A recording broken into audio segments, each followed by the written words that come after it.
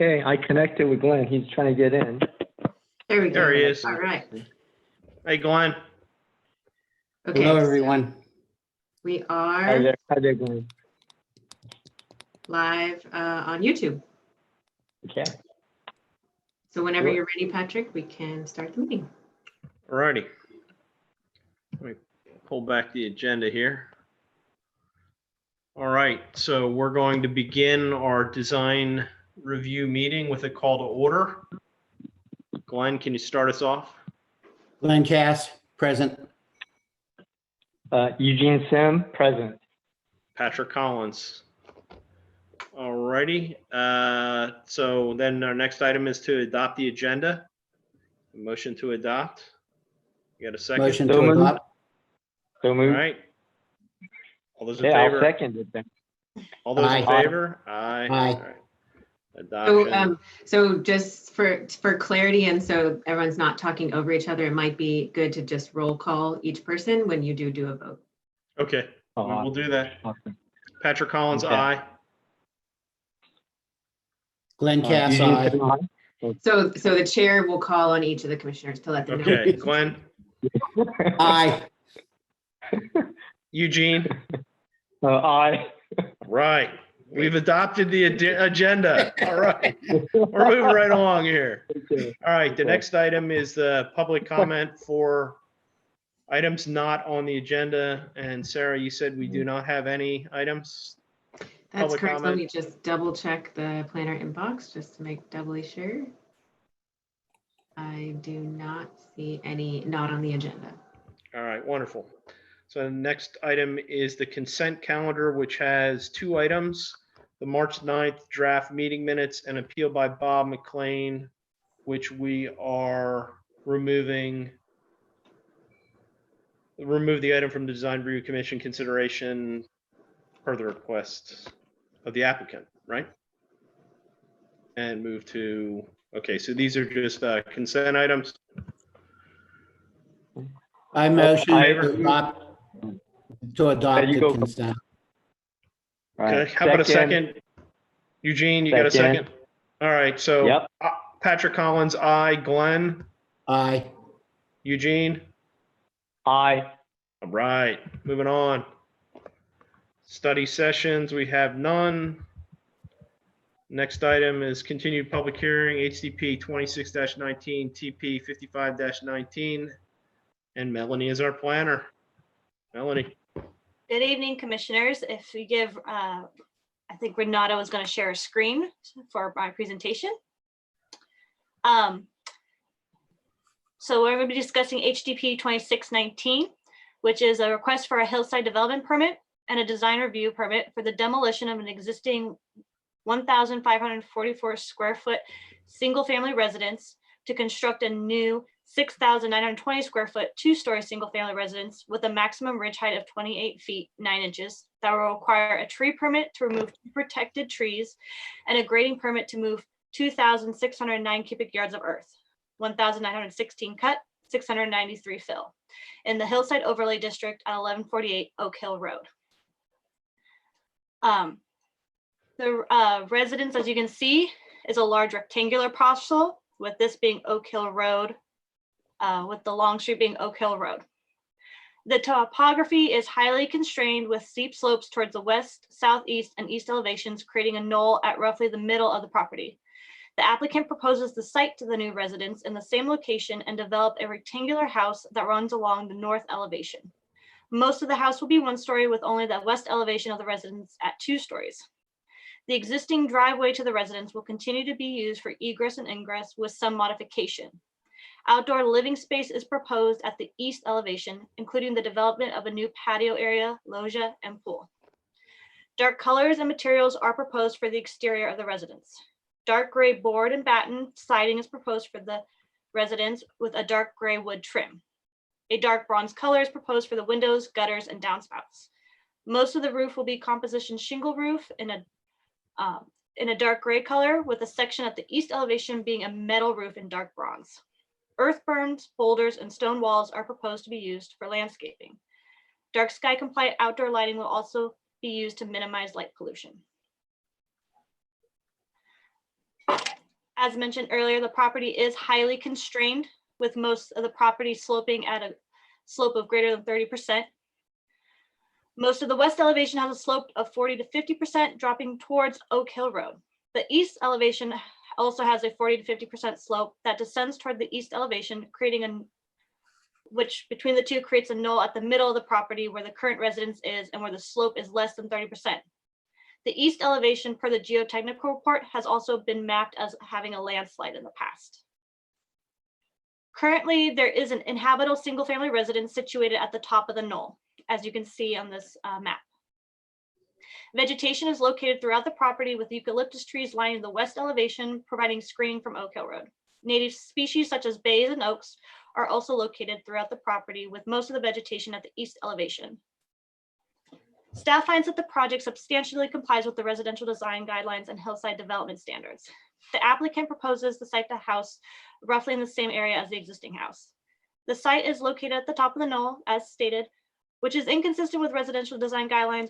However, it is consistent in that it's an area with 30% or less slope. Siting the house in roughly the same location will be consistent with guidelines and hillside development. It would also require less grading needed than if the house was to move towards the west, east, or south elevation. The proposed location places the house close to the north elevation neighbor. However, placement of windows and existing vegetation will provide screening and reduce visual and privacy impacts. If the applicant were to move the house closer to the south property line, away from the north elevation house, the property would silhouette above the neighbors located below at the south elevation, looking down directly into their backyards, creating significant privacy and visual impacts, which would be inconsistent with the residential design guidelines and hillside development standards. The proposed residence will be 2 stories, which is consistent with the neighborhood where there are already existing 2-story houses. The existing neighborhood has homes ranging from 2,500 to 4,200 square feet. The proposed is for 906 square feet, which would make it the largest in the neighborhood. However, the proposed grading will help to reduce the appearance of the residence by reducing the overall height. Existing topography and vegetation, as well as proposed landscaping, will also help to minimize visibility of the residence, as well as the colors and materials proposed. The applicant proposes to move 2,609 cubic yards of earth to develop the residence, retaining walls, and new outdoor space. Most of the cutting of the earth will be done for the single-family residence, with the applicant proposing to cut in the top of the knoll to have the house situated at a lower elevation so it doesn't silhouette at the top. Though the applicant proposes cutting into the hillside, the visual impacts of the grading will be minimal, since a new single-family residence will reduce the visibility of the grading, which is consistent with residential design guidelines. Some earth movement is also required to modify the existing driveway, which will also require driveway and as well as earth movement for the retaining walls. Though retaining walls are required, the applicant proposes to use stone walls, which will blend into the hillside and be compatible with the existing landscaping, minimizing visual impacts. The applicant proposes to manage stormwater by having an energy dissipator at the west elevation of the property. 2 12 oak trees near the proposed residence are proposed for removal. Both trees are protected because they're 12 inches in diameter. To mitigate the tree proposed for removal, the applicant is proposing to plant 14 15-gallon oaks, which you can see.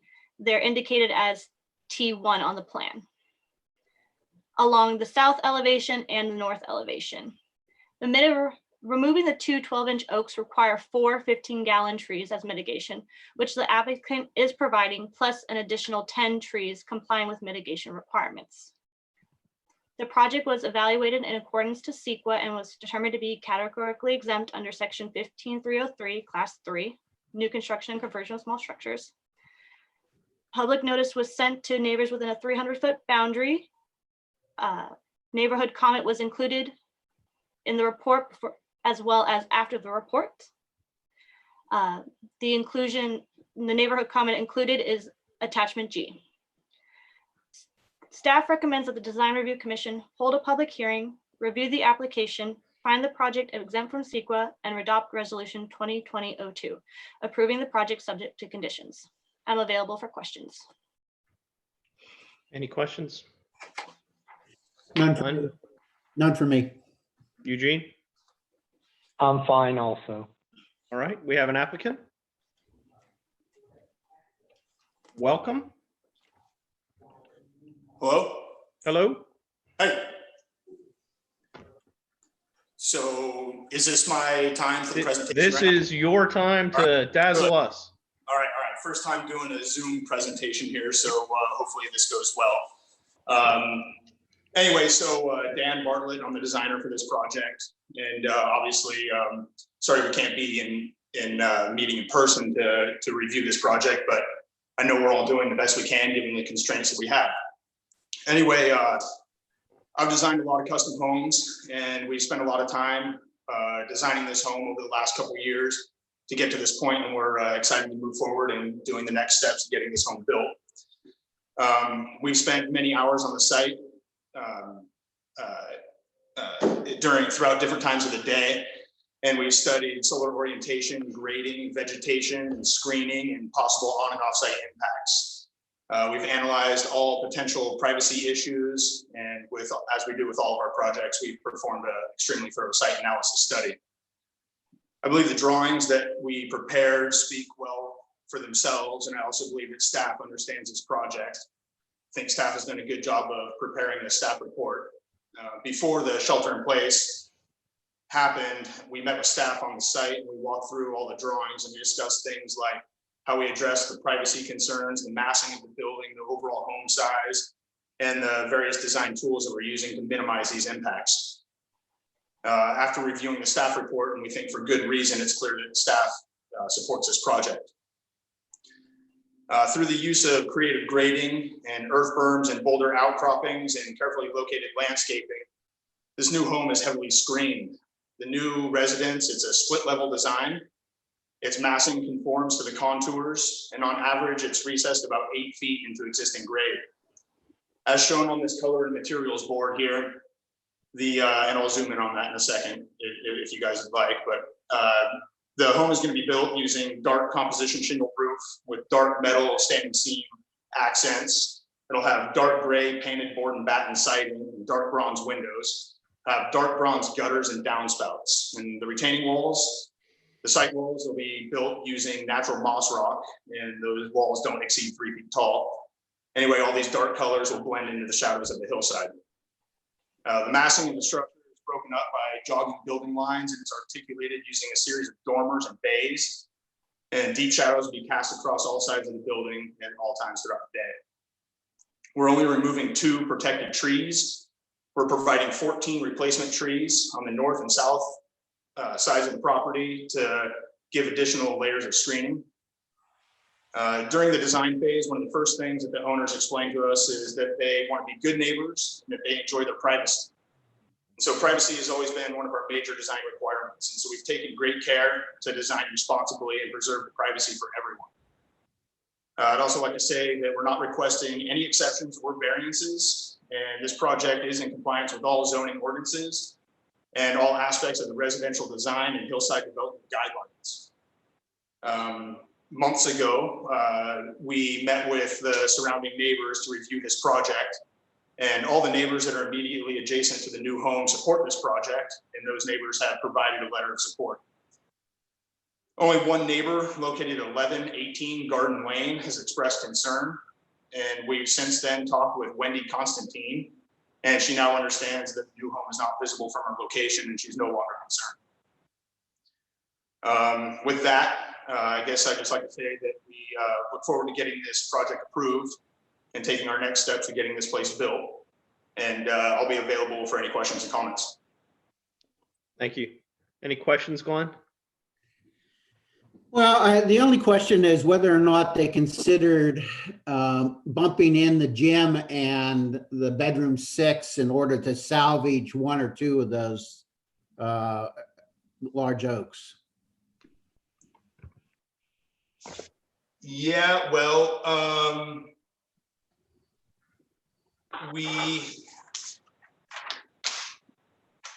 you know what, we figured that those oaks, first of all the all the trees up there, they haven't been receiving any tree care over the last 20 years throughout the entire life of these trees, essentially. And so the way that we felt was that we would have to push the building line in to not build within that drip line. We would have to push that building line in probably 15 or 18 feet. Well, I realize you couldn't go with all the way through the drip line, but you could have gone maybe 6 feet out or at least 6 feet out from the trunk.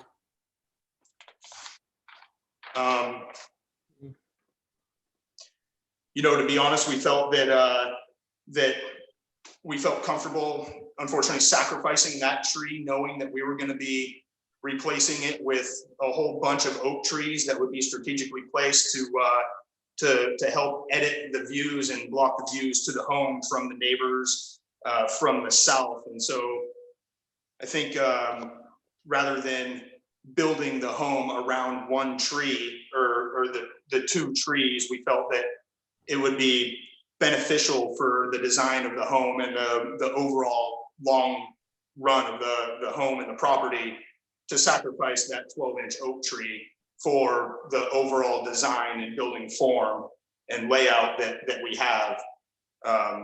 And so, and knowing that we're replacing and mitigating that tree with 6 other oaks that would be in better locations for the private or for the privacy of the property in the long run, I think we felt that would be the better thing to do. Okay. Eugene, do you have any questions? Yes, I just wanted to look at the relationship between this facade, the north-facing facade with adjacent house. I hear it very clearly. Staff has also looked at clearly that's been all taken care of, but I just wanted to double the effort to just understand the dormers and what the sight line there is on that north elevation. And because the house next to it is the closest.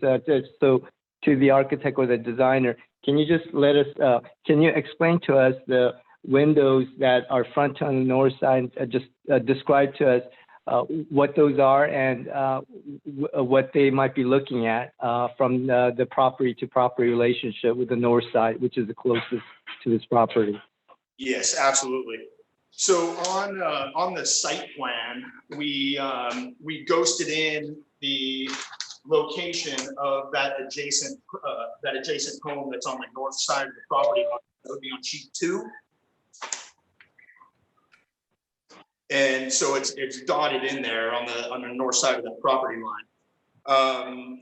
And so I've actually done some work on that home. So I've been in that home and I know those owners well. But I dotted in on sheet number 2 on the site plan, and I indicated where the garage was on that neighboring property. And the dotted line that fades off to the right to the east is a spare bedroom of that neighboring property anyway. And so what we've done is, I don't know if you can see these dormers right here. Can you guys see what I'm pointing at? Yes. Yes. Yeah, so these dormers, these sills are like a 12-foot sill. These sills are about 12 feet off of finished floor, which is down here at this bold dashed line. So there's no view from inside the new home to the neighboring parcel, which is at a lower elevation.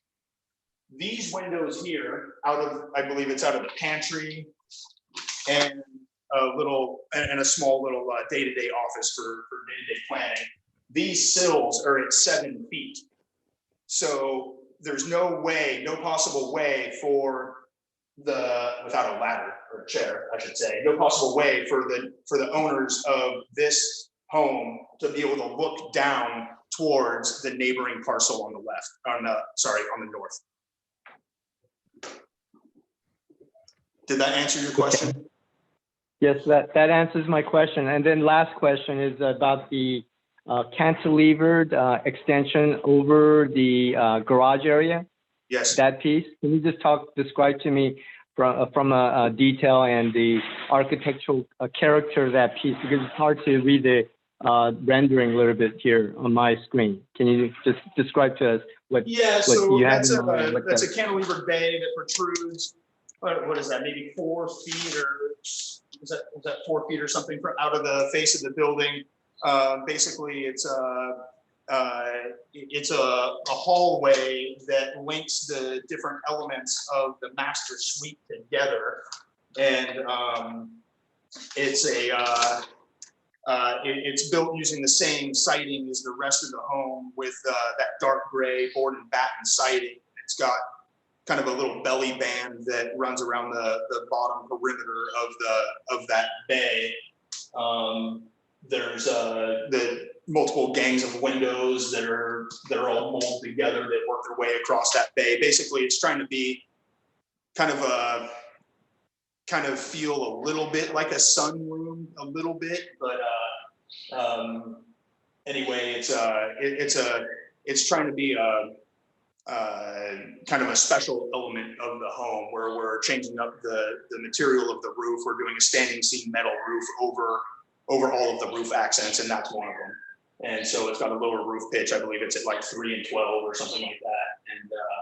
And it's got corner glass. The glass wraps around the corners of it to kind of open up those views and let in the sun from, different times of the day into that kind of like catwalk hallway that links the different elements of the master suite together.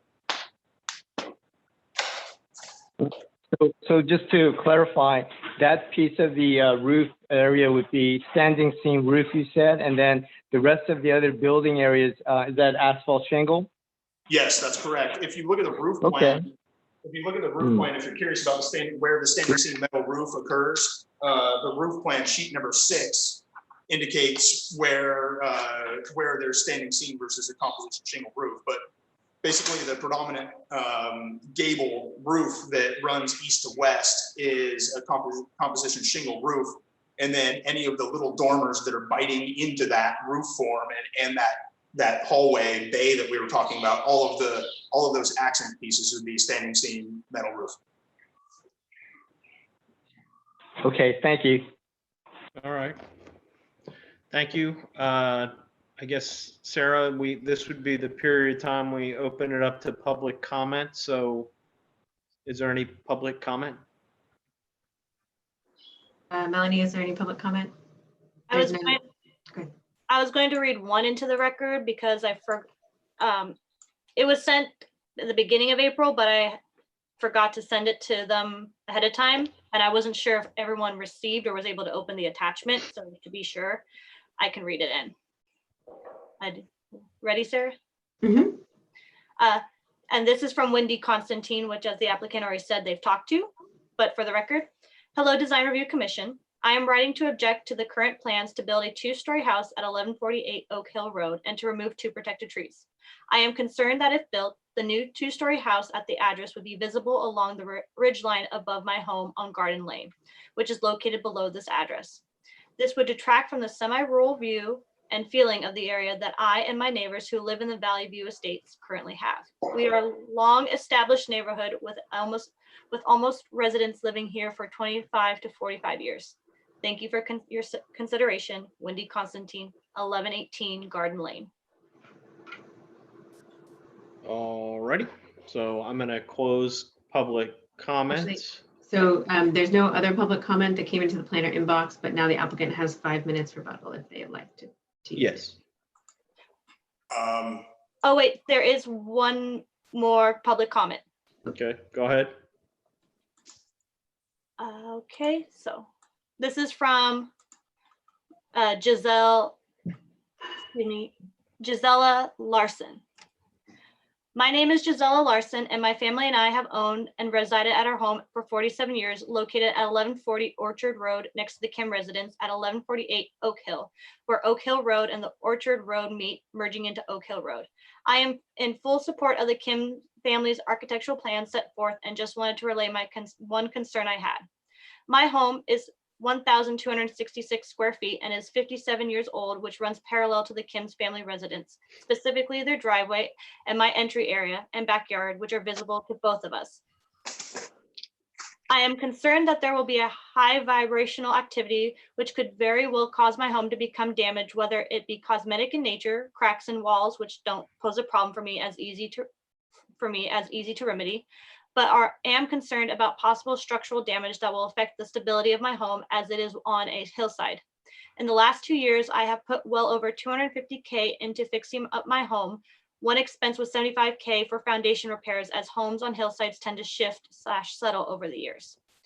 With the close proximity of our properties, I fear the vibrational construction pressure could cause more shifting to my property, thus less stability due to grading, soil movement, and mainly the impact of their driveway replacement. I just would like some peace of mind that should damage occur to my property, the Kim family's architect and construction staff would remedy. The Kim family was very gracious in holding a neighborhood meeting with their architect to review and discuss their plans in building their new home. I was very pleased with their consideration of the neighbors' feedback along with the architectural design of their proposed home. The design review committee's comments addressed each portion of the Kim family's proposal, also solidified my support of their plan submitted. I welcome this opportunity to support the Kim's building plans put forth.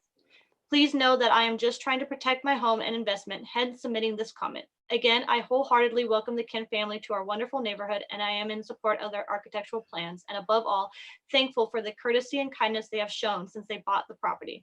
Thank you for taking the time to review my comments. I appreciate your time and consideration regarding my concerns and taking into consideration my full support of the Kim family's residential plan submitted. Respectively, Gisela Larson, 1140 Orchard Road. Alrighty. So now you hopefully will, the applicant, address those two comments? Yeah, so as I said, I had a conversation with Wendy Constantine the day after we received that letter. And what I did is I drove over and drove up and down that street, looking up the hill to see if I could see any of the story poles. And everything was well out of sight and screened from whatever that is. Like, is that almost 1,000 feet away and behind the knoll? And so anyway, I placed a phone call to her a few minutes after leaving Garden Lane and spoke with her for maybe 10 minutes. And 2 minutes into that conversation, she understood that she didn't know that the story poles were even up to begin with. And so as soon as she realized that the story poles were there, then she says, oh, okay, well, if they're already there and I can't see them, then I have no problem with it. And so that, you know, that was easy. As far as dealing with any instability of the neighboring home from the construction of this home, I'm not really sure what to say about that. I do know that there's her home is about 100 feet away from this new home that will be built, and I think you know, I'm not really in a place to be able to guarantee anything as far as soil characteristics for the stability of her home, but out of, you know, a home that was built next to ours a while ago, nothing happened. I'm not really sure what to say about the stability of her home and the soils. All right. Thank you. All right, so that concludes our public comment period. Glenn, do you want to start? Sure. I like the design. I like most of the features that I see. Okay, the materials, colors. I like the way that it is positioned on the hillside to minimize the height. I do have some concerns that there's a lot cubic yards of material leaving the site. Normally wouldn't like to see that, but I think the net benefit is that if you're building on the top of the ridge line, we are getting a reduction in the height, and I can see that as a positive. I would have liked to see the 2 trees salvaged, but I understand that they're not. And the reason why is because 6,200 square feet is a large home, larger than by about 2,000 square feet, anything else in the neighborhood. So if you had lost a little bit of that square footage, we might have been able to sort of U-shape or C-shape the house and salvage some of that. But I think that considering how few comments by the community that they're generally accepting of this large of a house and its position the way it is I think it's a good acceptable solution. Right, Eugene? Yes, piggybacking on Glenn's comments, I think also the siting is really nice and very strategic. Using the knoll, obviously, as a city, I see the staff report. I agree with the staff report. We normally don't want things built on the knoll, but in this case, I think that was a creative solution. And I also concur with Commissioner Cass, but on the matter of exporting soil, that would have been problematic. But in this case, we get the benefit of a very horizontally looking structure that is very elegant and simple about it. My main concern would be and I've seen it done before, and I think it's a very creative use of materiality to give it additional texturizing look on the facade. But I would be wanting to making sure the detailing of the connection between the shingle roofing to the standing seam corrugated roofing be really carefully thought through, so that you don't have kind of an odd piece that sticks out at the joining of these type of two volumes with two material changes that have been proposed here. And so that would be a key feature to make sure, because it's very noticeable. Also, make sure, because it's on the north side and it's on the hilly side, I think it would be okay. But, I'm always looking also about the vent stack vent. Those are much more detailed than we ought to talk about, but they would stick out on the horizontal building, much more noticeable. So that's it. I think the color, the dark gray tone, I totally agree with staff.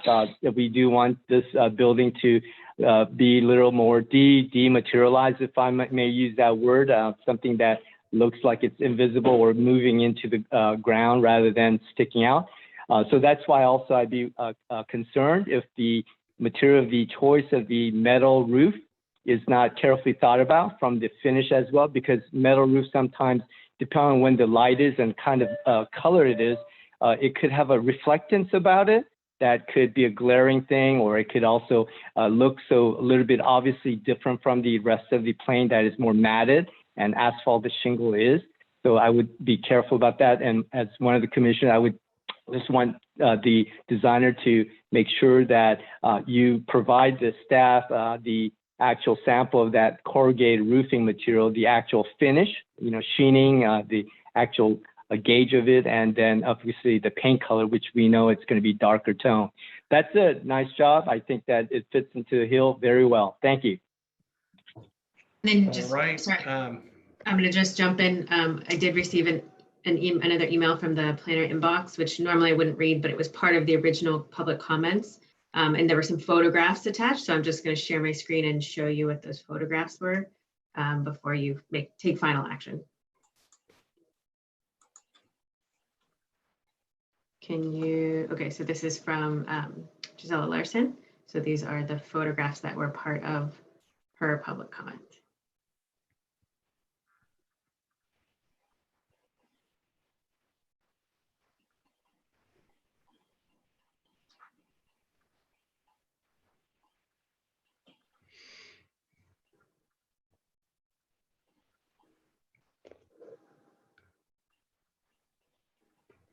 Okay, just want to get that on the record.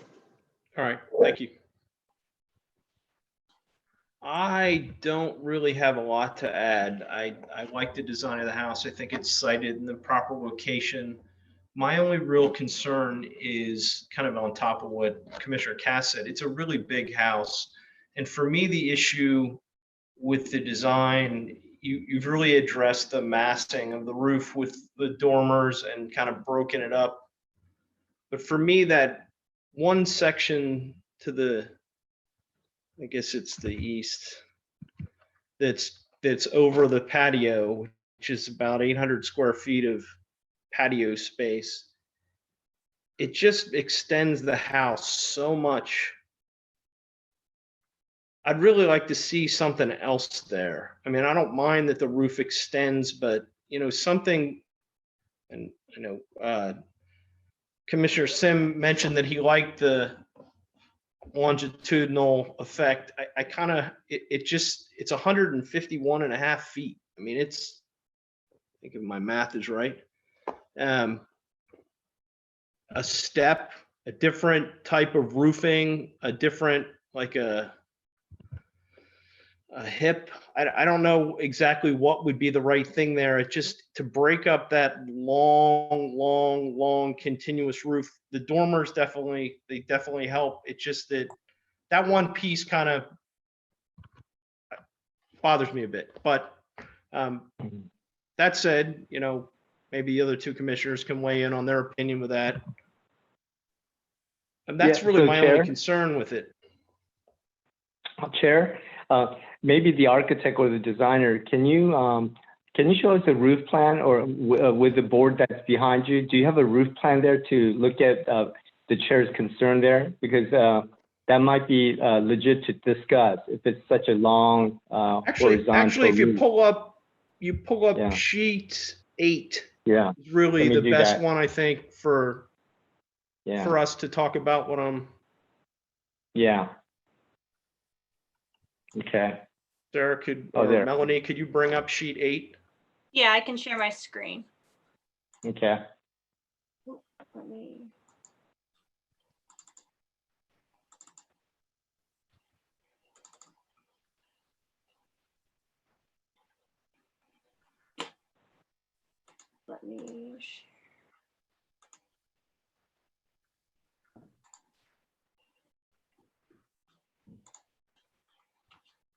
Okay. Sheet 8. Yep. The elevations of the house.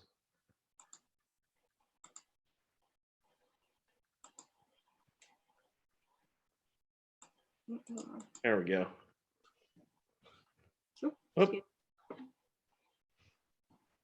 So on the upper one, it's to the right. On the lower, it's to the left.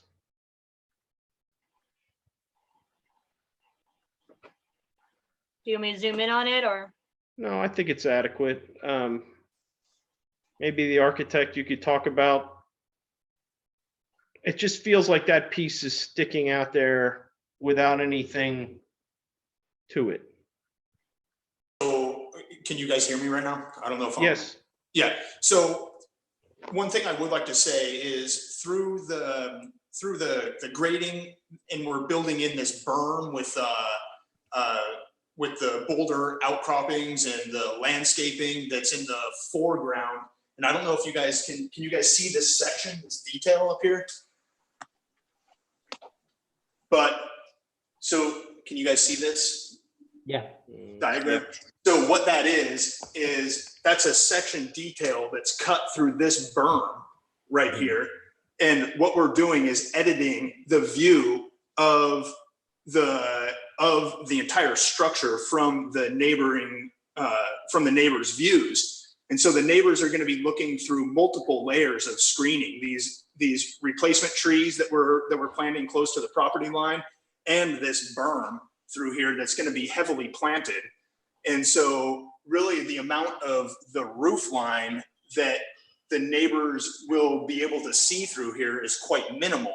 One thing that we did think about doing in the original, in part of the design process, was stopping the roof membrane at the building line, or 2 feet past the building line, and and then transitioning into an open trellis arrangement where we would still have, whatever it is, like 4x12 cedar rafters at 48 inches on center or something like that, and then have another layer of framing on top of that, and build a trellis essentially over that outdoor patio area. But the clients want to be able to use that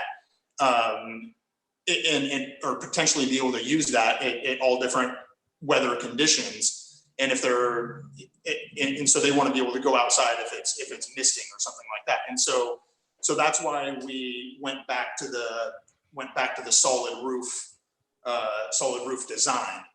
So I guess I would say that the amount of that roof that the neighbors will be able to see is very minimal. It'll be heavily screened and edited through multiple layers of vegetation and earth berms, and again, more vegetation. And so they're going to be able to see very little of that roof. And, I'm not sure what else to say, but we think that it's so heavily screened that nobody from off-site is going to be able to experience the entire extent of that roof and see it in the way that we're seeing these elevations and the full extent of that roof line. So through the chair, Patrick, on that same point of discussion, I do agree with what the chair is getting at. We have an opportunity to further articulate the variegated character of this building by utilizing those programmatic spaces that differentiate from the norm of a regular house. And so this area that we're talking about on the right side, I think, toward the patio or something, the in and out zone, I think a little bit, if there's a way or the architect or designer could demonstrate to us that you study that other alternative so that we can, be more confident that that has been tested and that wasn't the better look or that it didn't help, then I think I would be more confident. But right now, looking at it, I agree with the chair. Looking more carefully on the right side flank, as disposed about the main door, right? Main door, and then the left side has a garage, which has that interesting hallway of the master suite that sweeps along with a window and a metal roof up there. The garage door, we still haven't figured out what that material is, by the way, designer, if you could let us know there. But on the right flank, going back to this opportunity to further, break down the scale, break down the monotony of another, long structure that at that point is a different program. If there's an opportunity to scale it and put more texture, interesting character of a, element that you seem to be indicating on that garage area, similar kind of a vocabulary, but it blends in with the rest. That could be interesting. So myself, as one of the commissioners, and now that the chair brought up that one, I would like to ask the designer to show us at least an attempt to further articulate and refine that right side so that we don't continue to just see the entire flat roof, or not flat roof, but horizontal roof all the way through. That would be one I would suggest, just so that we've looked at it. And if it shows that it didn't help us in any way, then obviously we certainly have an elegant design to fall back on. And really to just add to what I said before, I don't have an issue with the solid roof, and I understand the reason for it. It just feels that, if that was a standing seam roof that was 1.5 feet lower or something that broke up that long continuous roof, something along those lines, I think it would break it up. And I agree. That's kind of what I'm talking. Good catch. Oh, and to the designer, what is the material of the garage door, by the way? Sorry, I'm falling out of place here, but I forgot to ask what the garage door material is. The garage doors themselves, is that what you're asking? Yes, like where the metal, the extended cantilever form is, that door, there's two garage doors there. What's the material? The garage doors will be painted tongue and groove wood. Okay. And one thing that I would like to say is, on the inside of the structure, we're going to have these exposed trusses that work their way through the great room, and they're going to continue on through it to the outside, where that covered patio is. And so we would like to keep the ceiling plane from the inside to the outside along the same plane, the same material, so we can really force that flow from the great room into the outdoor covered area. One thing that we could potentially do to kind of break up the open kind of void and activate that area a little bit. And that's something that was on our table to begin with. And I just texted our client really quickly to make sure that they would be okay with adding this back. But at one point we had a large stone fireplace that was in the middle of that opening right there. And it was articulated with a couple shoulders, lower shoulders on each side of the fireplace with some precast concrete caps on those shoulders, and then a precast concrete mantle. And then the stone fireplace came up through the roof diaphragm. And so that was, and we were looking for ways to activate that elevation. And that would be something that we would be able to be willing to bring back into the program, and that my clients would be willing to afford to quote, activate that elevation. And so that would be something that we would be happy to do. I appreciate that, but really for me, the issue is that the continuous roof being 151.5 feet long. And granted, I wasn't able to get out there, so I wasn't able to see the story poles. But for me, that is a very, very long continuous roof. And I'm not asking you to change the trusses, but to drop a truss down a foot between the inside and the outside, or 1.5 feet, is going to be almost imperceptible to someone sitting in the patio, and it'll make a significant change to how the roof looks. So I would like you to look at that, at least on that would be my request. And I guess the other two commissioners can weigh in. I support that, Chair. I also would support that. Dwayne, you got an opinion? I like it the way it is. I agree with you. It's the longest that we've had continuous.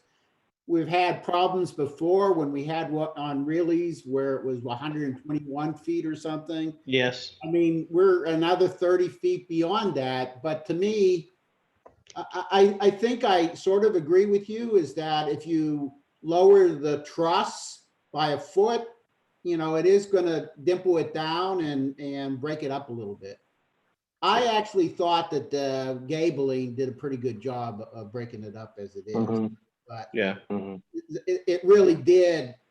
I mean, that was one of the problems that we had on Reilly's Valley, is that there was no gabling. So it was 121 feet of roof. just straight roof. No, I hear you. And this was, I thought, was well broken up with the gabling. And so I see what you're talking about, because I looked at it at first and I thought, oh, they're covering up half the patio or roughly half the patio, you know, part inside, part outside. But to me, I don't have a problem with the 151 feet. Yeah. So I think that my perspective is to just see the study and to see if there was a better way. And if not, then this is still a good scheme to go with. So that's my offer here. Sarah, is that something you think you guys could look at? Or, I mean, I don't think we're asking for a huge thing. One detail. Right. I think, yeah, we can add a condition to have staff take a look. And then if for whatever reason we don't feel comfortable or don't feel like we have. You understand what we're talking about. We want to break up. Yeah. So that way we could give a conditional approval and it could go back through you, or is that, okay. Well, that would be my recommendation. I'd like to make a motion. And you had a couple of different conditions in there, right, Melanie? There were 2 specific conditions? Yes, if you'd like me to go over them. There was one about a construction staging plan. Yep. That was per Matt Latrup, our city engineer, from his review. And construction management plan. And also he wanted a video showing the pre-construction condition of Oak Hill Road and for afterwards in case of any damage done to the road. Okay. And I just wanted to check from Commissioner Sims' comments. Did you want to see or have staff confirm about the metal roof, that it won't be blinding as a condition? Add that as a condition to make sure that the metal roof is appropriate for the hillside development? Yes, the metal standing seam comes in all kinds of finishes and texture, and the standing seam itself has a profile about it, and that could look very industrial or it could look different. So yes, because the designer is attempting an interesting approach here, and we just want them to be successful. So I think we should make sure the sample is of some size and materiality that really is assuring for us as a city. We don't want something that totally goes different from what we think it should be there. So I'm worried about the reflectance, the profile of the standing seam, the joinery of the material to the asphalt shingle part, those kind of things, to make sure this is well articulated and blends in with the rest of the structure. And especially, this is very visible piece as you go up the hill. Okay, so we can add a condition for that too, for staff to review, and if need be, also send it to one of the DRC commissioners for approval too. That sounds like a motion. Okay. I'll second that motion. You chair, did you make the motion already? Yeah, that was my motion with Melanie's little added. Yeah. So And we got I'll a second. that. So all those in favor, Patrick says aye. Glenn? Glenn says aye. And Eugene? Eugene says aye. All right, there you go. So thank you for coming in. I guess it's a conditional approval, same as everything else. Don't build anything for 14 days. Yeah, you know the drill. They'll tell you. All righty. Thank you. Thank you. All right, the next item on our agenda is a new public hearing, DR 0419 V0819 TP 25-19. And Renata is our planner. Hello, good evening. The item before you tonight is an application to construct a new two-story, 10,605 square foot commercial building at 100 Lafayette Circle in the city's downtown. It also includes secondary applications for a variance to reduce a portion of the side yard setback, a variance for reduced parking requirements, and a Category 2 tree permit for the removal of 21 trees. We are here to discuss this matter because the proposal exceeds 17 feet in height and is located in a downtown commercial district. Tonight, we will discuss the site layout, the design, the context of the neighborhood, and details like colors and lighting. Staff requests that the commission provides feedback to the applicant and recommends project approval with conditions to the Planning Commission. The Planning Commission is the final hearing body of this application. The project is located on the former site of the Lafayette Chamber of Commerce, which burned down in 2017, and an existing commercial building remains on the north end of the property, along with many mature trees in the parking lot for the previous building.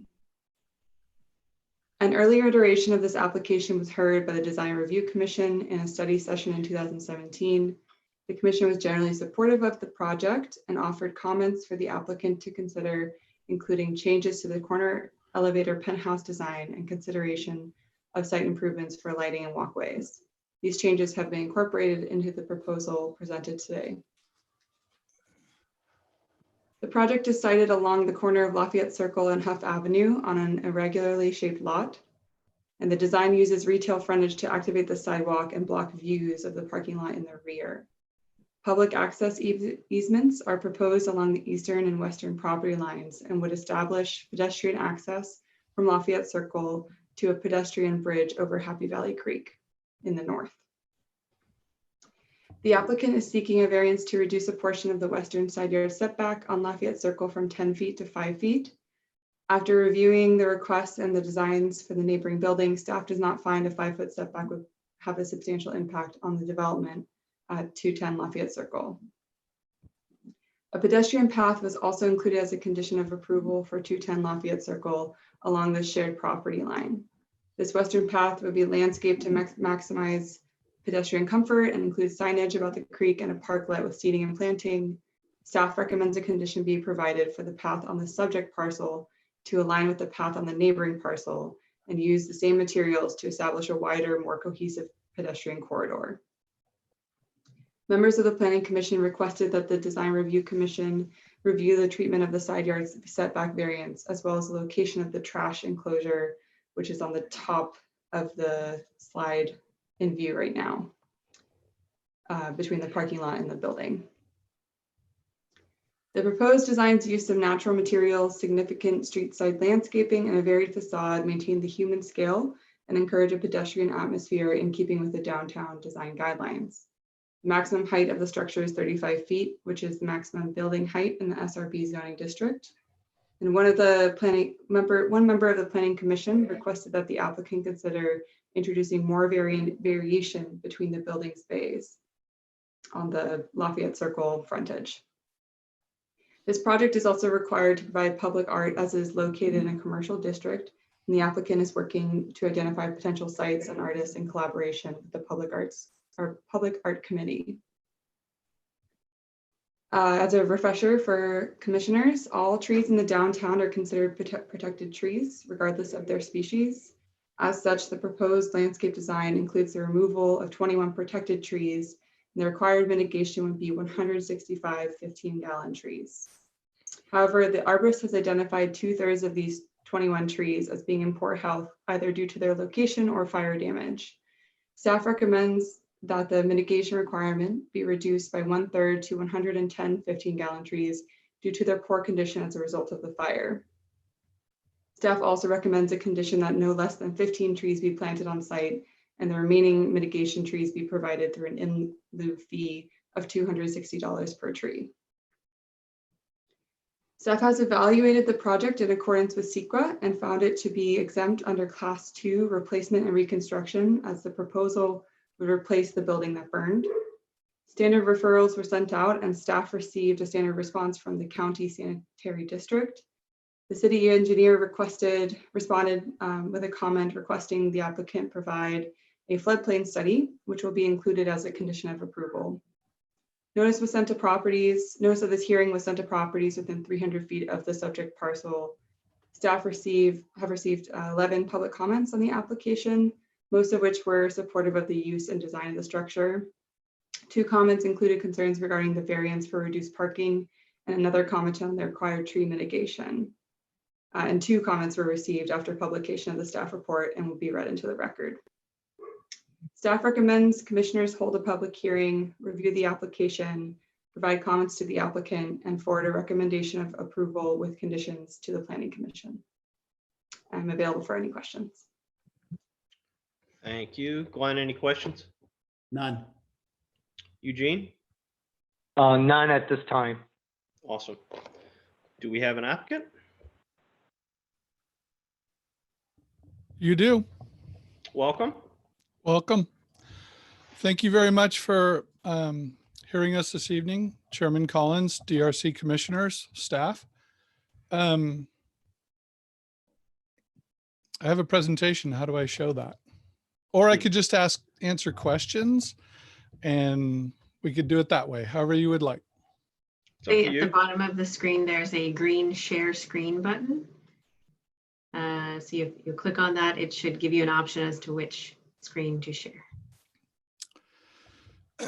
So, as you may recall, there was a building on the corner that was postmodern, contemporary 1977 wood sided, had the Chamber of Commerce and La Fenestra restaurant. Oh, wrong screen. Yep, we're seeing files. There we go. There we go. Shared the wrong screen. There was a small building in the back and then a larger building in the front, which was split in half. There was a front building and then a building directly on the property line. These are the post-fire photographs. As staff mentioned, we're in the SRB district. There's an existing apartment building here. There's a single family residential here, and there's a proposed housing project to the left. Happy Valley Creek runs through here. Lafayette Creek runs down here. This is the existing site plan. So as you came down Lafayette Circle and came around the corner, there was a building that anchored the corner and then it went down the street. This is the proposed residential project to the west. The original parking was all along the east facade or the east property line with entrance, and then the building in the back, and then the creek in the north here. As was mentioned, this project lies in two floodplains, one to the north and one to the south. There are two different types of floodplains. We've engaged balanced hydrologics to study the proposed project to ensure that we can build what we're showing. Preliminary studies and draft reports indicate that we can. The proposed project, as mentioned, I was engaged by this client in 2017, and we discussed simply putting the building back. As an act of God, you can do that. But we also saw this as an opportunity to look at Lafayette's general plan and look at the goals for this site and see if we could create a project that would meet those goals and, you know, provide a better building for the client. And so what we discovered through conversations with staff was that we could pull the building to the front of the site, and we could move the circulation point that was to the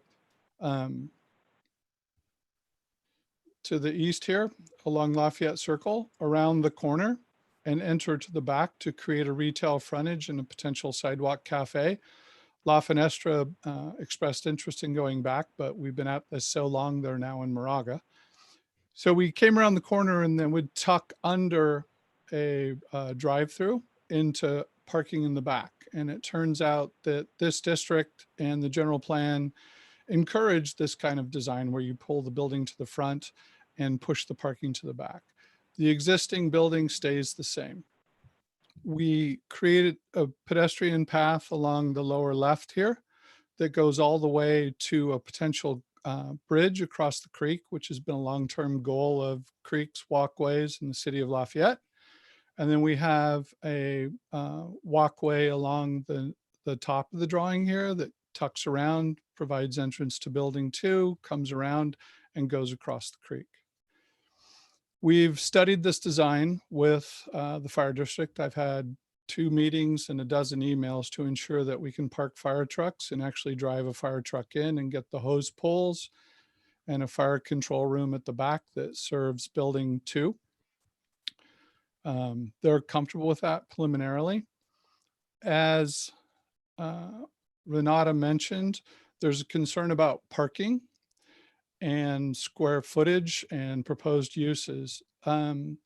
It's been determined that the original 8,000 square feet, which is right here in this sheet, is existing and allowed to be replaced in kind.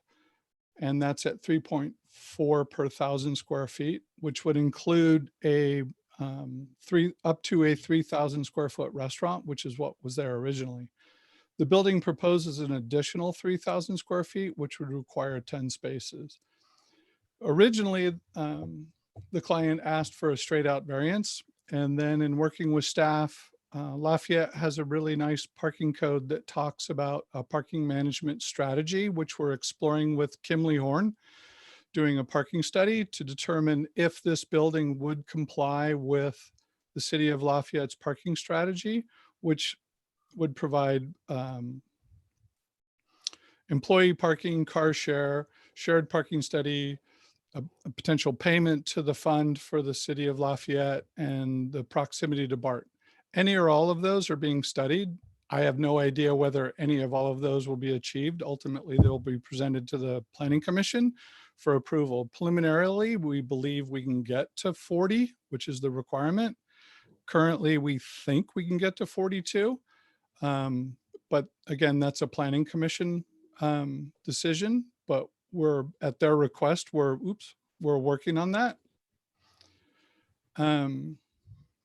The second floor, the elevator is on the corner here. You come up, building lobby, public restrooms for the office space, exterior exit balcony that wraps all the way around the project, office upstairs.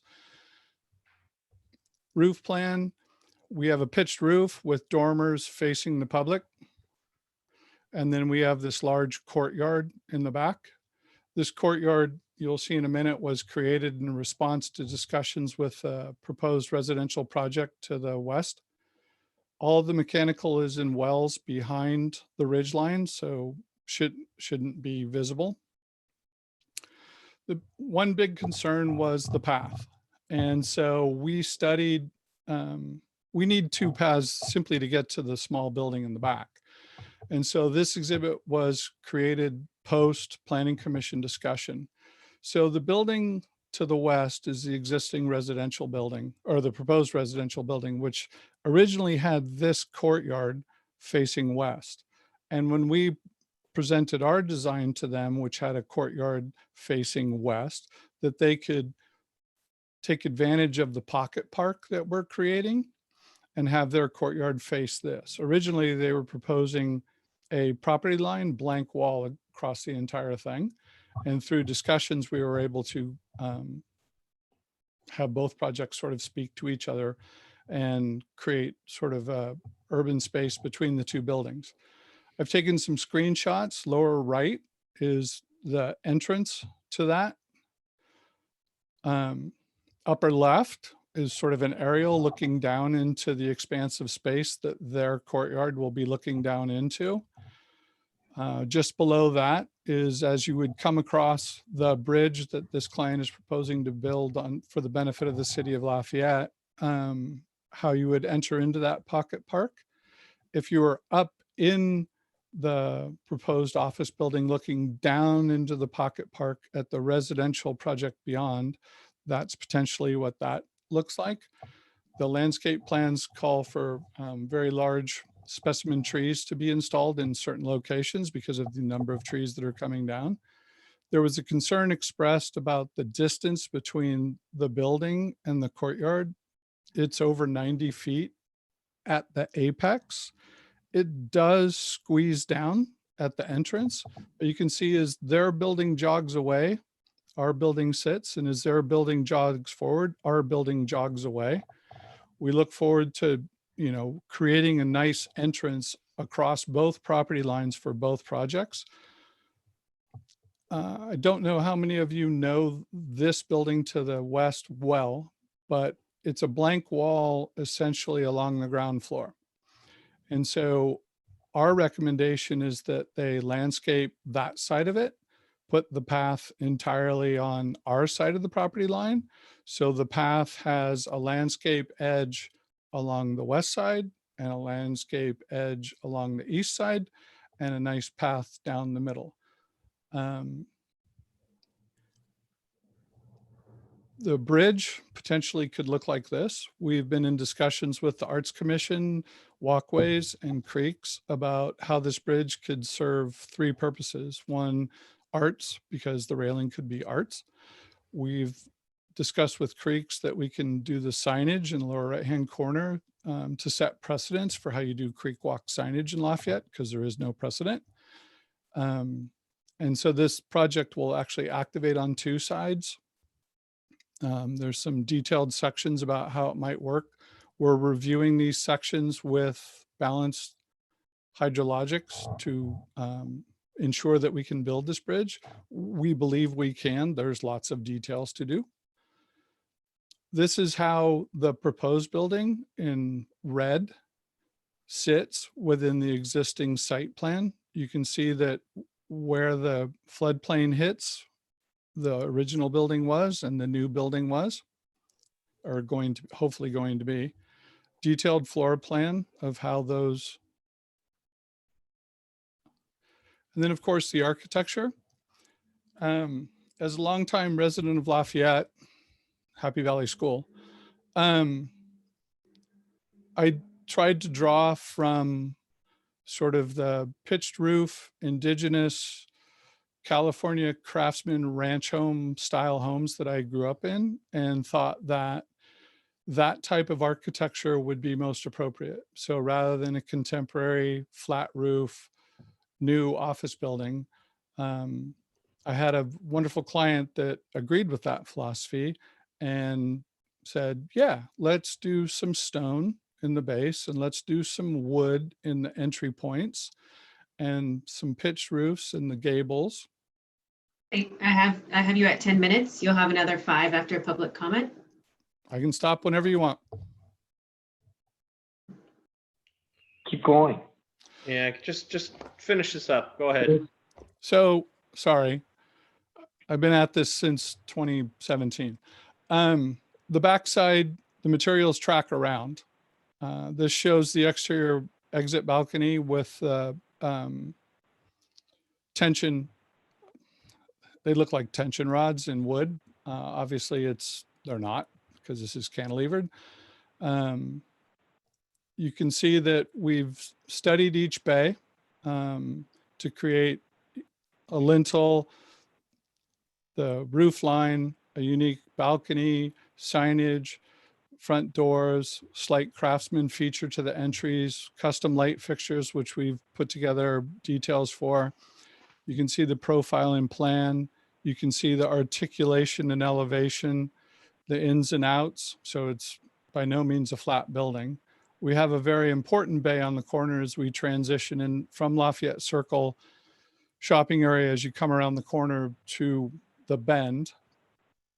Again, heavily articulated, both in plan and in elevation. Over here, we have the conceptual design drawings for the light fixture. We've actually discussed with the Arts Commission about getting names and phone numbers of people that could design and build those for us. So those could become a piece of art as well. We have a nice color and materials board, which you can't see, which I think is behind me, where we took the most prominent bay as you come around the corner. We have nice stone. We have manufactured wood for the siding, but we have real wood stained for all the trim work. The goal would be to, in a non-COVID environment, to get those two colors to match exactly. You have the wired glass and the railings. You have the black metal. You have the color scheme for the building. And then hopefully one day it'll look like that. Done. All right, I had just one question. The piece of art there is conceptual. Obviously, you're not providing that. You're working with the Arts Commission. Is that some plan for that? Because otherwise, that big wall is a concern. So I met with Erling Horn, who was the chair at the time and is no longer the chair, to discuss the opportunities for the Arts Commission to collaborate with my client and ourselves to study locations.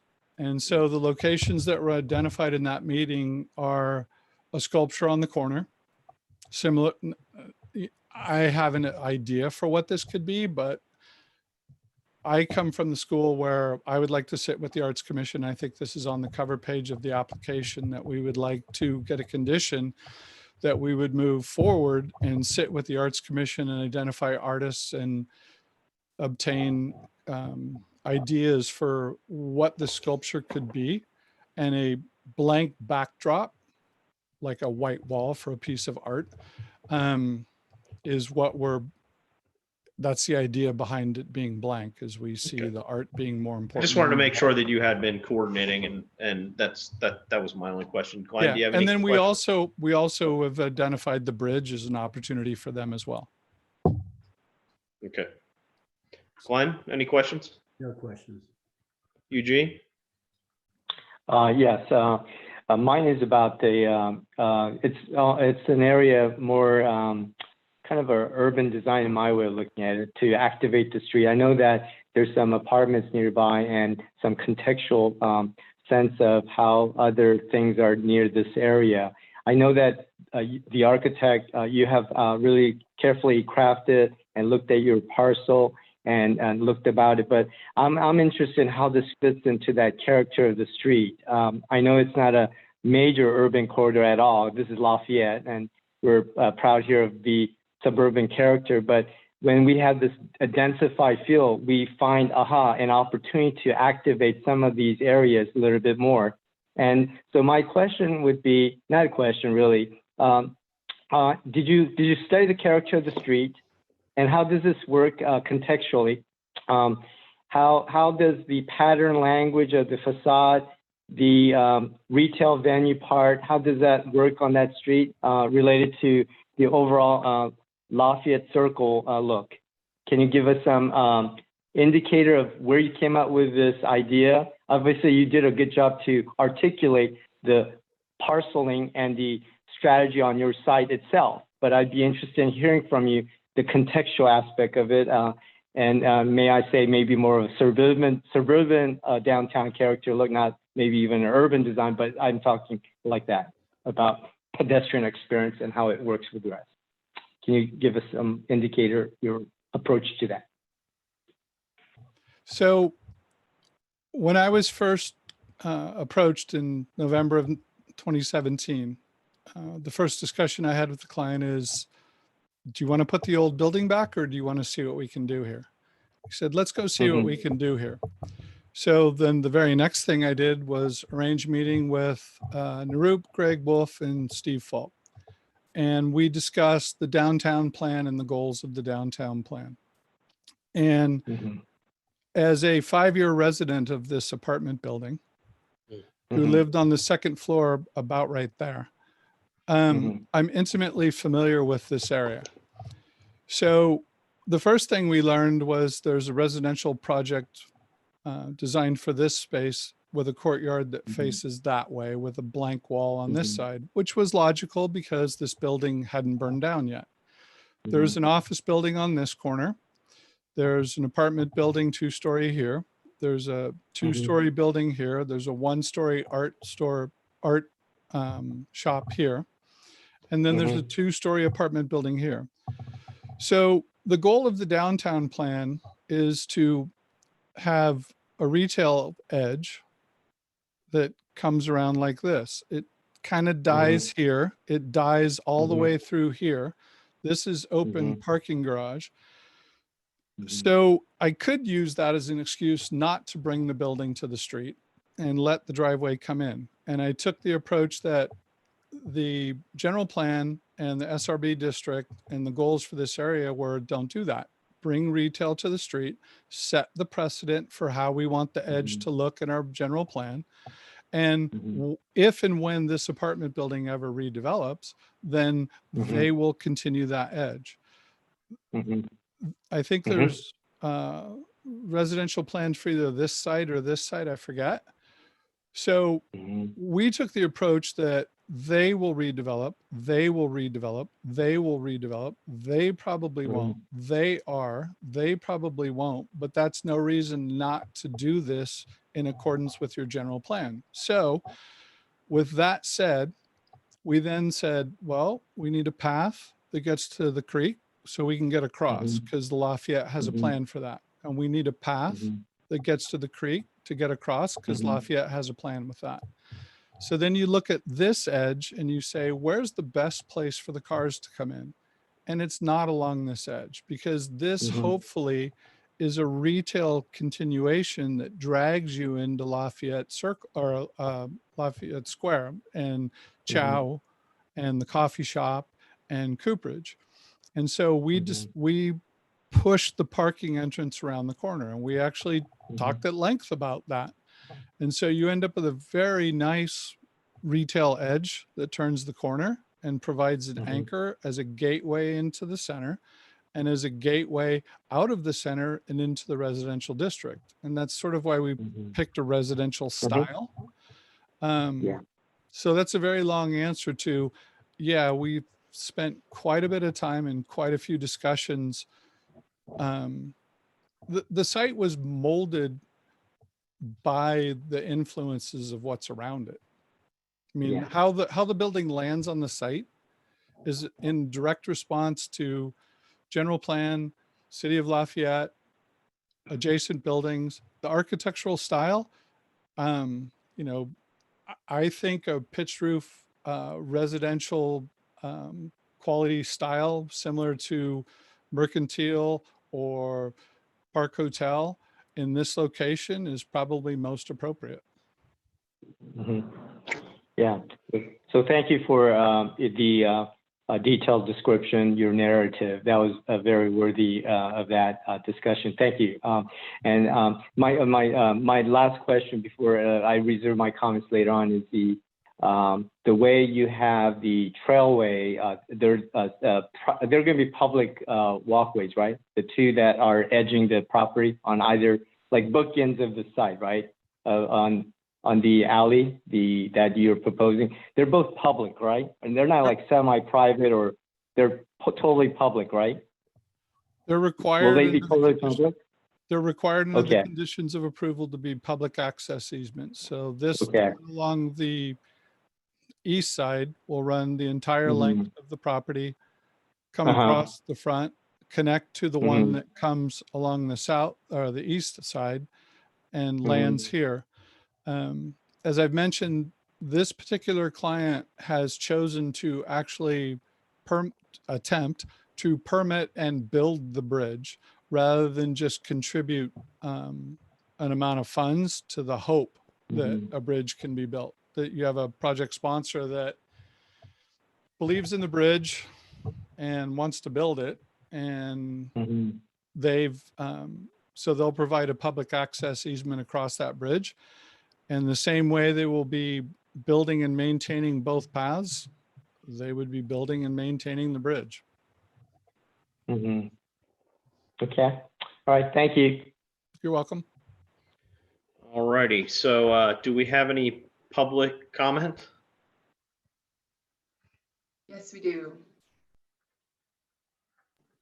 I will need Clay to stop sharing his screen to share mine, though. Thank you.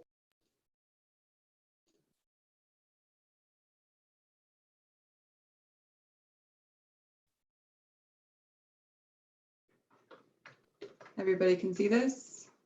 Yes. Okay. So these are 2 comments received after publication of the staff report. The first is from Margaret Kintner. I just drove around Lafayette looking for a place to drop off my UPS package. UPS store closed and Lafayette Pack and Ship is not taking UPS packages anymore. Turns out the only UPS drop-off spot is a drop box on Lafayette Circle by the cooking school. During my drive, I paused at the 100 Lafayette Circle site. I was struck by the following: how generally ugly and dingy that part of town is, with the predominantly 1960s, 1970s wood and stucco buildings. 2, how well Clay Fry's design plans blend with the existing buildings using natural materials like wood and stone. 3, how Clay's design will help extend the downtown upgrade around the corner from Lafayette Square while not clashing with either. 4, overall how attractive the design is and how nice it will look when completed. 5, how much of an improvement this new design will be for the entire town. Thanks, Margaret Kintner, 3827 Happy Valley Road, Lafayette, California. The next comment is from Eve Nicholini. Please provide my comments to the Design Review Commission. I have reviewed the proposed retail and office building to replace the one destroyed by fire. I find the design very appropriate to Lafayette's character. I am pleased to see more office being built when many office buildings are being torn down and replaced with housing. The paths and creek crossing will be a nice addition to the pedestrian circulation in Lafayette. A parking variant seems very appropriate as we strive to cut greenhouse gases and reduce traffic. Thank you, Eve Nicholini, Lafayette resident. All righty. Thank you for that. I guess you can rebut those comments if you'd like. No, I'm in full support of the people that are in support. Okay. I figured. All right. So Eugene, you want to start? Glenn, you want to start? Who wants to start? I can Yeah, start. I could. Okay, go ahead. Go ahead. Go ahead. Well, there's many features that I really like on this project. I do like how it was oriented, so it extended the retail curb along Lafayette Circle, and it put the opening for the garage or for the parking on the further down away from the corner. I love the idea how they blended with the retail property to the west. I'm not retail, I mean residential property to the west. And that was what we had encouraged them to talk to you about. And so I actually have no problem with the variance that would be required, because I think actually the blending actually creates a no fence barrier there that would otherwise make it, it just is more encouraging for me. I really like that aspect of the project. I like the aspect on the architectural style that is more residential. So it's not a glass and modern building, even though the residential next door is sort of a modern design, but I do like the residential appearance of the gables, the selection of materials, the semi-craftsman type design. The only thing I don't like, and I really don't like, is the absence of the parking. It just doesn't work for me. I don't care what studies you do, because the problem is that everybody that comes to us with a project that's in that and around that neighborhood tells us that they don't want to do the parking, they want to give a study. If everybody keeps doing studies and nobody puts in parking, we're just going to continue with the problem that we already have in that area. And I think that it's real problematic for people like the music and dance people who do not have metered parking at this point in time. And it puts a burden on them to police their parking lot, because if you don't provide adequate parking, someone's going to go over there and park illegally. And so I don't think 28 spaces is anywhere near adequate. And that's my opinion. All right, Eugene? Okay. Oh, yeah.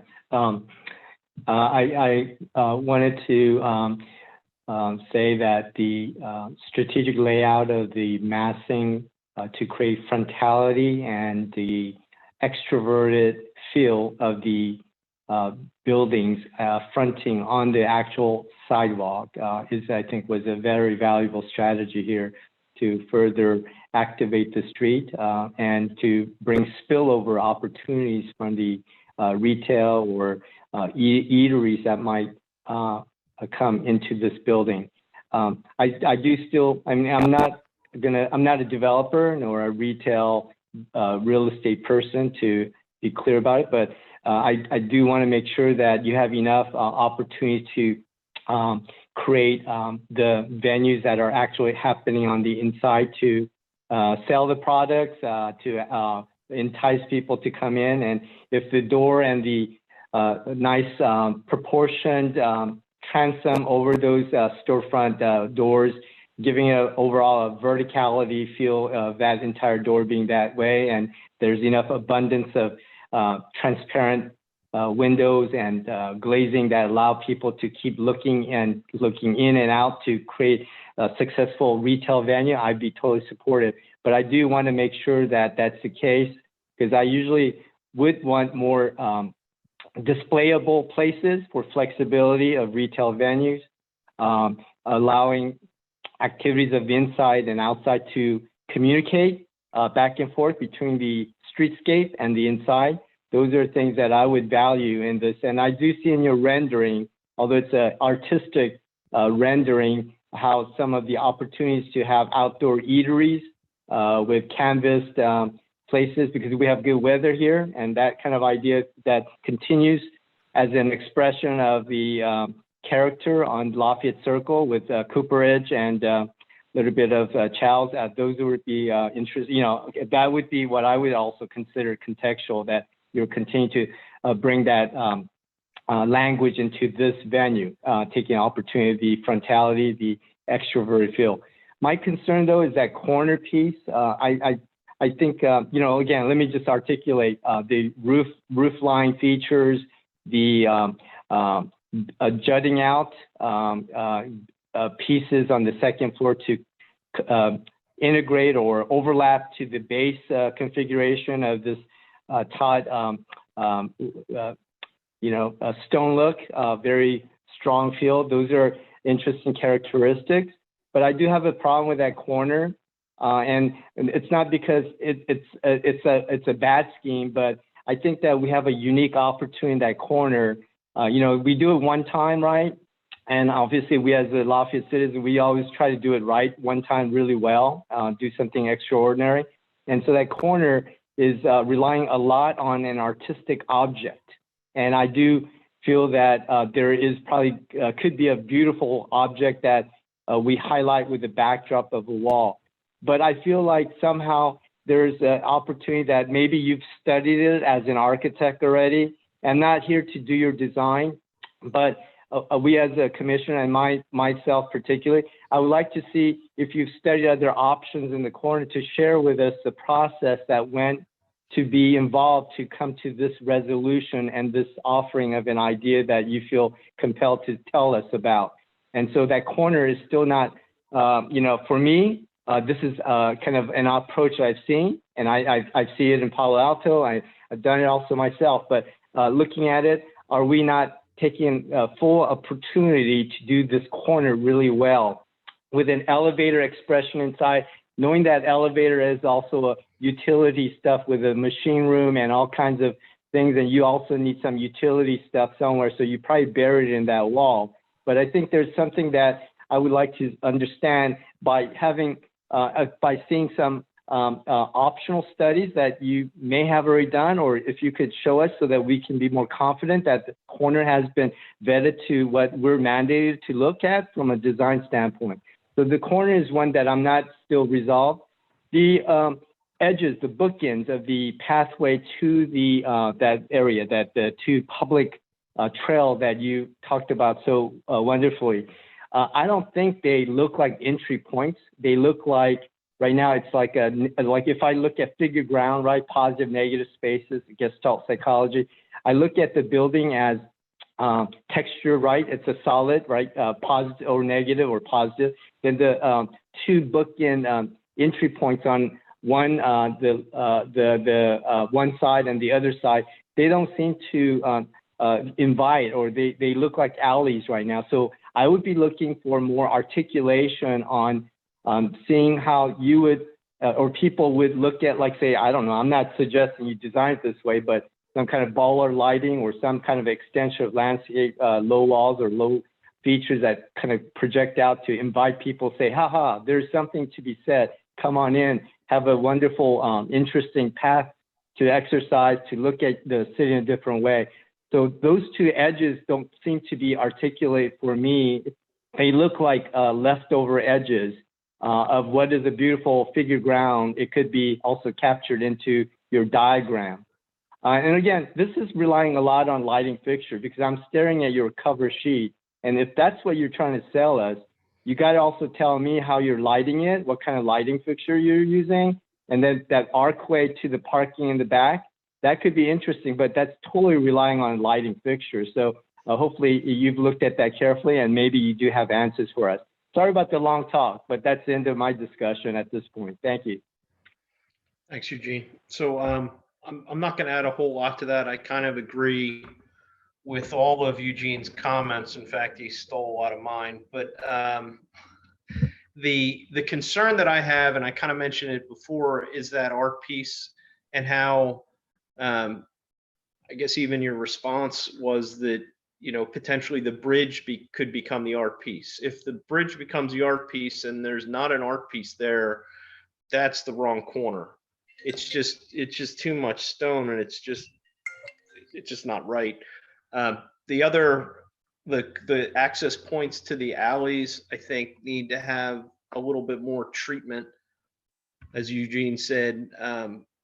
My biggest concern, maybe not concern, but as you move forward with this project, I like everything about the design. I want to say that I really do like the design. It's just some of the details, the archway for the access on your cover page, in where the cars come in and out, you show stone on the underside of the arch.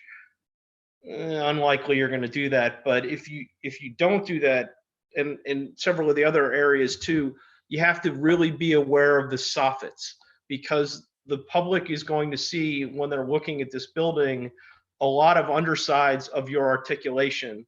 and how you detail them out, I think is really important.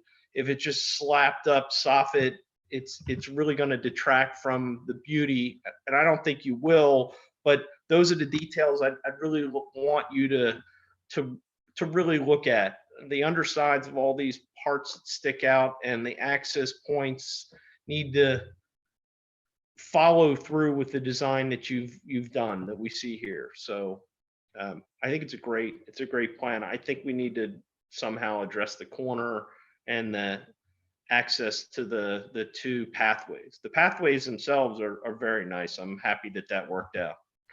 So that's what I had.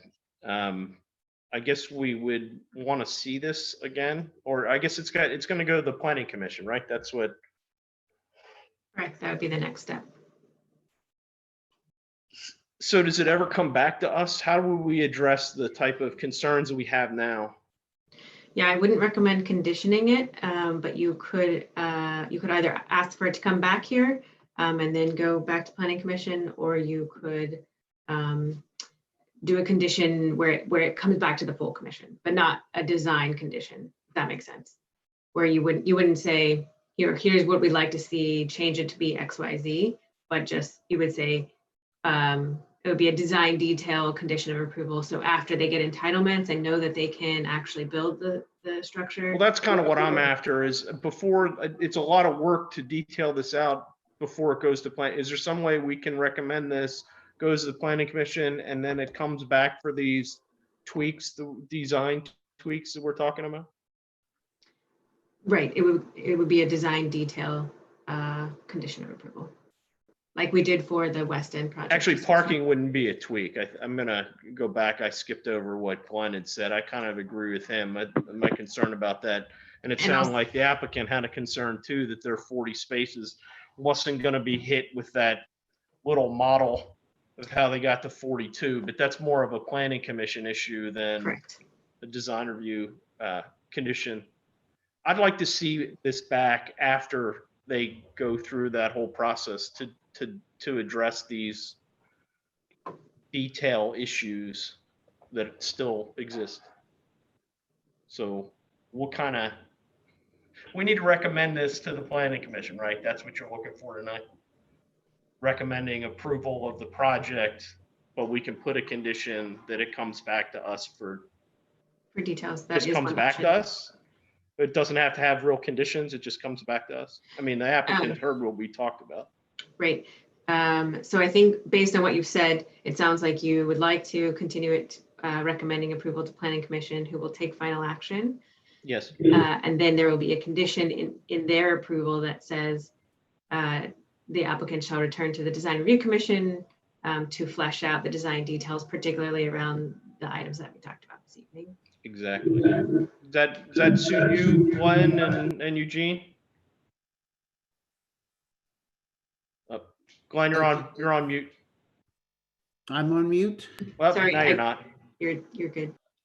Okay, two things.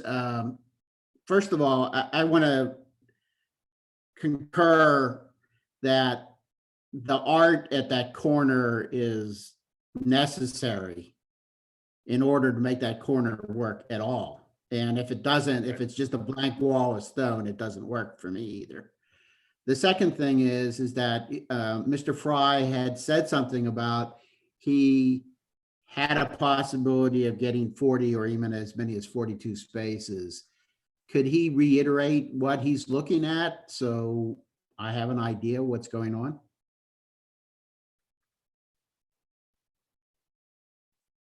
Is the applicant still there?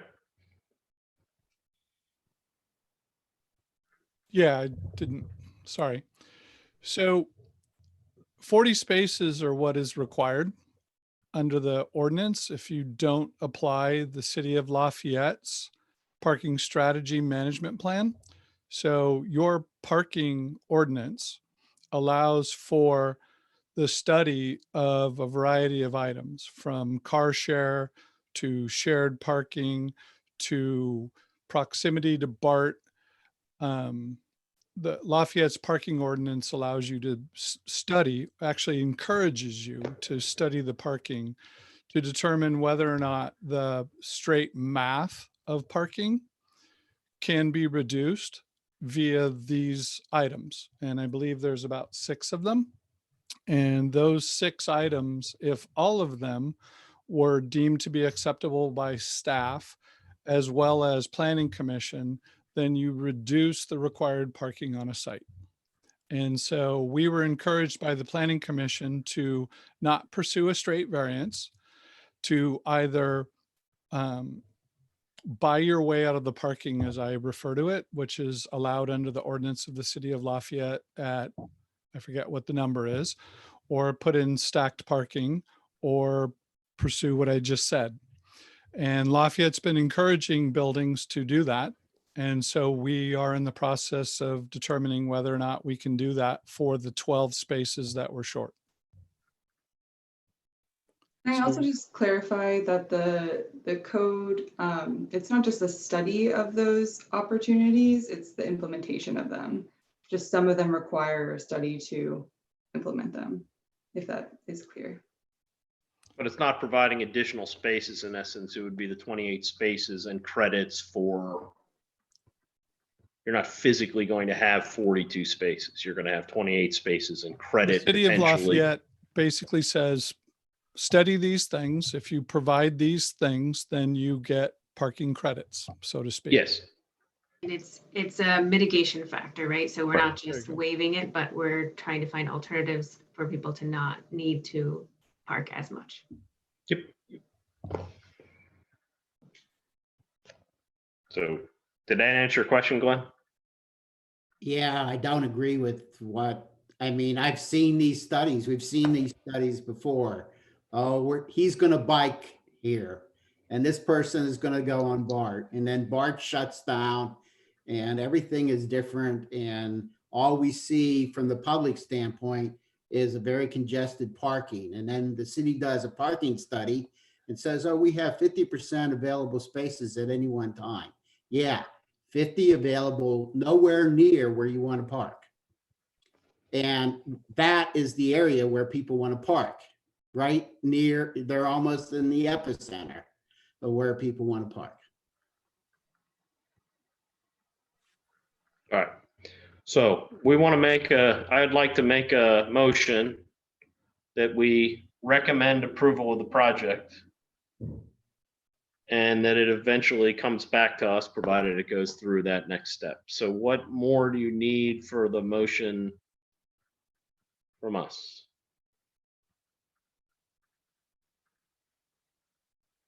I think that works. Do you have all you need, Renata? I believe so. All right, that would be my motion. Can I have a second?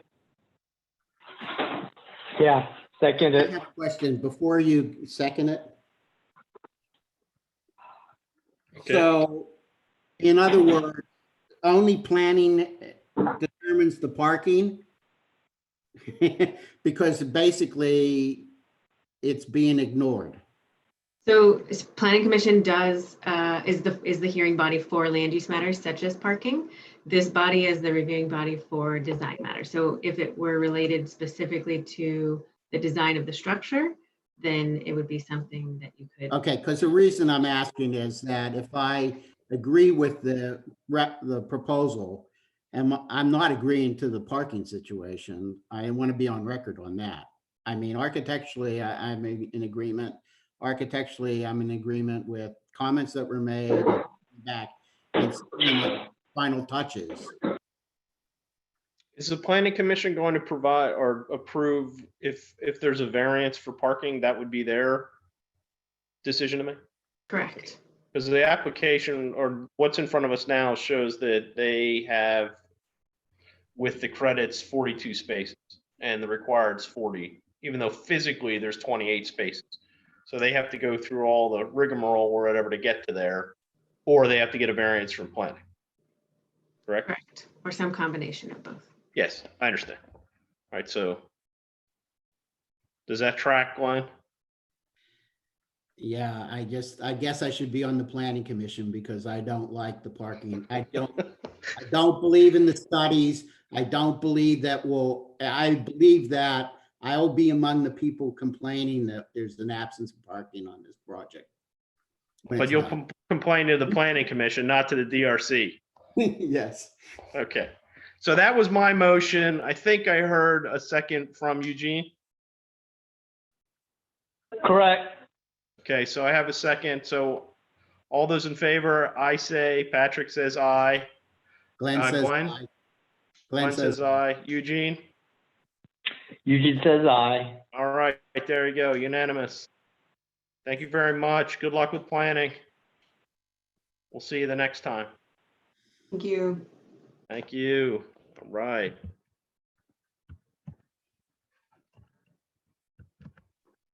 And the next item on our agenda is the ARC volunteer for May 1st. I can do that. All right. And then there's, commissioner's report. Does anyone have anything to report? What? None. No, but I do have a question. Where's the status of replacement commissioners? We interviewed 5 people last Wednesday and selected 1. And then we put a couple people on hold pending more applications. So they're going to hire 1, I guess, next week or this week. Was it? Do you know? Correct. Yep. I'll be reaching out to John Gray this Okay, so we got 1.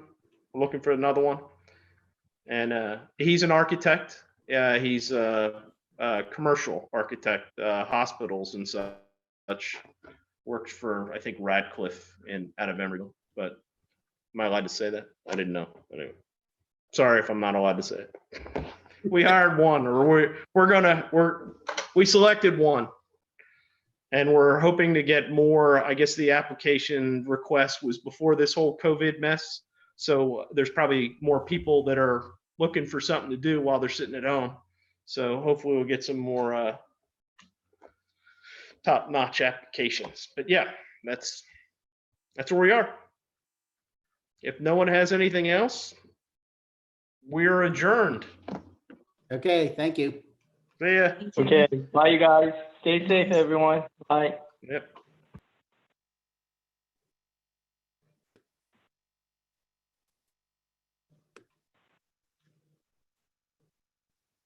Thanks, Sarah. Thank you.